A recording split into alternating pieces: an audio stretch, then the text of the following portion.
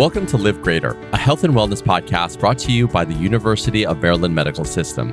We put knowledge and care within reach so you have everything you need to live your life to the fullest. This episode is sponsored by University of Maryland Shore Regional Health. Today's topic is kidney stones, risk, treatment, and prevention. My name is Prakash Chandran, and my guest today is Dr. Andrew Riggin. He is currently a urologist at University of Maryland Shore Medical Group. Dr. Riggin, thanks so much for joining us today. Really appreciate your time. Let's get started with the basics. What exactly are kidney stones? Hi, Prakash. Thanks for having me. I kind of describe to patients as kidney stones as being these hard deposits that are typically made up of either minerals or salts that form inside the kidney, and they're just that. Got it. And what exactly causes them to? Well, a lot of different factors can lead to the formation of kidney stones. A lot of the times it's diet, either not drinking enough fluid or eating certain things, too much or too little of those things. Also, certain medical conditions can cause you to get kidney stones. Being overweight can actually increase your risk of getting kidney stones, certain medications too. But stones in general form because these deposits in your kidney become very concentrated and then they stick together and form these stones. Okay. And you started to touch on this, but what factors increase the risk of getting kidney stones? So I usually tell my patients that the most common factors for getting kidney stones are either not drinking enough fluid or eating a diet that's too high in salt. Those are probably the most two common reasons for making stones. However, there are other factors that can cause you to get stones, including diets really high in protein sometimes, diets high in foods that contain oxalate, eating too much or too little calcium. There's also other things that can increase your risk factors for stones, such as having a first-degree relative, like a parent or a sibling that has stones. Having certain surgeries on your bowels can cause you to get kidney stones, and also problems like chronic constipation or diarrhea. Okay. And so in terms of preventing getting them, is it just, for example, drinking more water and reducing salt intake? Like, what would you recommend to people that, want to be proactive about not getting kidney stones? So one of the most important things I tell people, I kind of joke, I say 96 ounces of fluid a day keeps the urologist away. And so I usually tell people to try to drink at least 96 to 100 ounces of fluid a day. It doesn't have to just be water, but just some fluid to help them make more urine. Because the more urine you make, the less likely you are to make kidney stones. Other things I try to tell people to do are try to just eat less salt in their diet. Most Americans just eat too much salt. And so I try to tell them to try to avoid foods that are processed foods because they generally always have salt. Other things that can help you prevent kidney stones are avoiding diets that are too high in protein or too high in oxalates. Or another problem that sometimes people do is they take too many Tums if they have acid reflux. So talk to us a little bit about the symptoms that you might have a kidney stone. As we're talking, it reminds me of my college roommate keeled over on the couch in extreme pain. But what was he experiencing and what can people expect when they have one? Well, Prakash, that sounds about right. That's probably the most common complaint that people have when they have a kidney stone, which is severe pain in your flank. And your flank is really this part of your back, kind of at the bottom of your rib cage, and that's where your kidneys are located on the back part of your abdomen. That's usually what happens. It's usually a very severe pain. It's intermittent. It comes and goes, or sometimes it just doesn't stop. And it's kind of hard to predict. But other symptoms you can also have when you're passing a kidney stone are nausea, vomiting, blood in your urine, and sometimes people also can get infections and get fevers and chills. I've heard some people say that passing kidney stones is similar to the pain of giving birth. Is there any truth to that? Usually women that have given birth say that it's worse. So there is definitely some truth to that. Wow. So I'm curious as to if someone is experiencing severe pain in their flank, as you're mentioning, what do they do? And how do they know when it makes sense to pass the kidney stone versus going to see someone?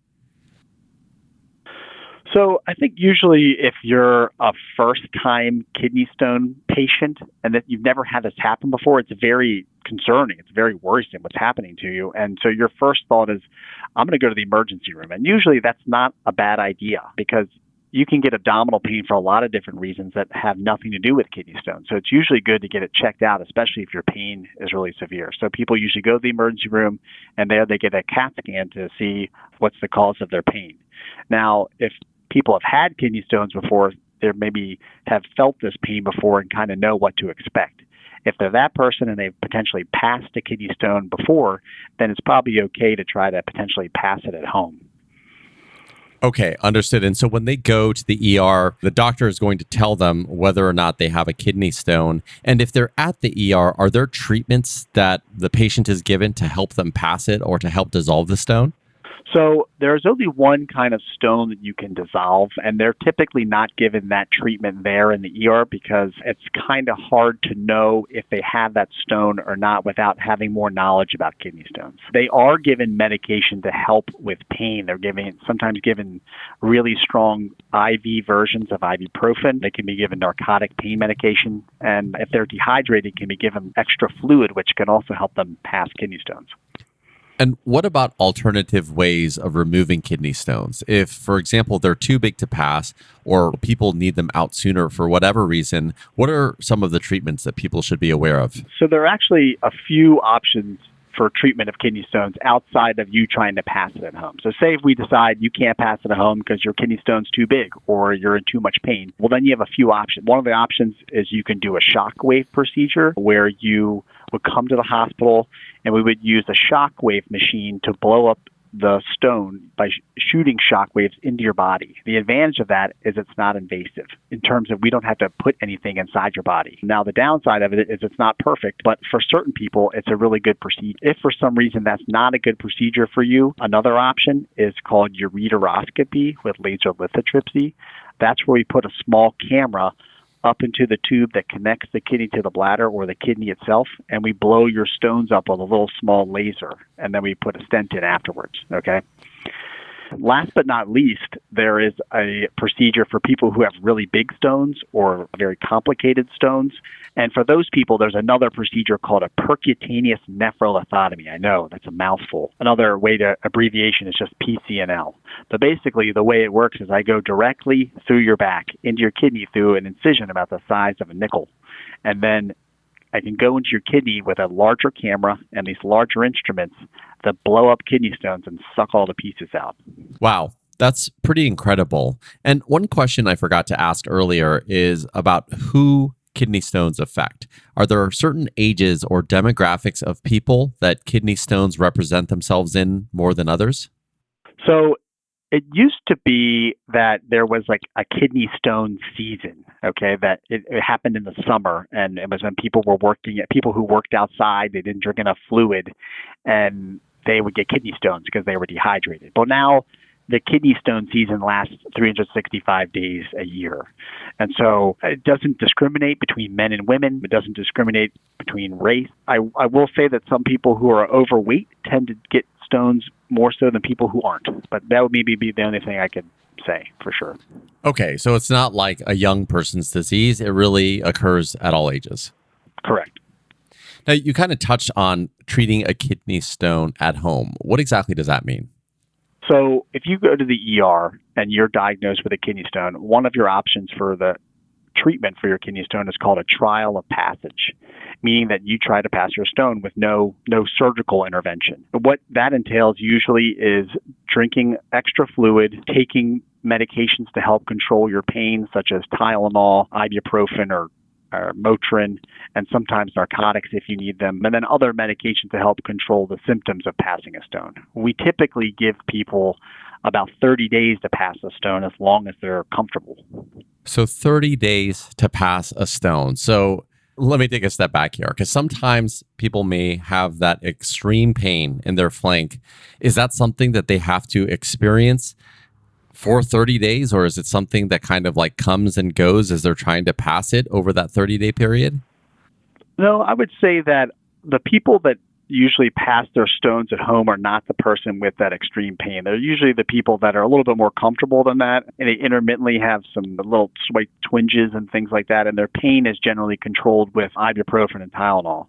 For people who are needing narcotics around the clock, for people who are having a lot of nausea and vomiting, or for people who actually start to have signs of an infection, those are called alarm symptoms, and we usually tell them to go back to the emergency room or call us because they probably need a surgery to help them pass their kidney stone. And just before we close here today, Dr. Riggin, I always like to ask the question about what's one thing that you know to be true with all of your experience as a urologist that you wish more people knew before they came to see you? It's basically the one golden thing that you want to leave with our audience. Well, one thing is kidney stones are pretty common, and you're not alone out there in having these kidney stones. A lot of people go through this, but know that when you come to see a urologist to talk about your kidney stone, we will help you figure out why it happened. We will help you treat it, and we'll give you the knowledge that you can be armed with. So hopefully you never have to go through this again. Well, Dr. Riggin, this has been a hugely informative conversation. Thank you so much. Is there anything else you want to leave with our listeners? No, I think that's it. All right. This episode is sponsored by UM Shore Regional Health. With locations in Caroline, Dorchester, Kent, Queen Anne's, and Talbot counties, UM Shore Regional Health is dedicated to bringing world-class care to the communities of Maryland's Midshore region. UM Shore Regional Health, where the health of the Eastern Shore comes first. Find more shows just like this one at umms.org/podcast. Thank you for listening to Live Greater, a health and wellness podcast brought to you by the University of Maryland Medical System. We look forward to you joining us again.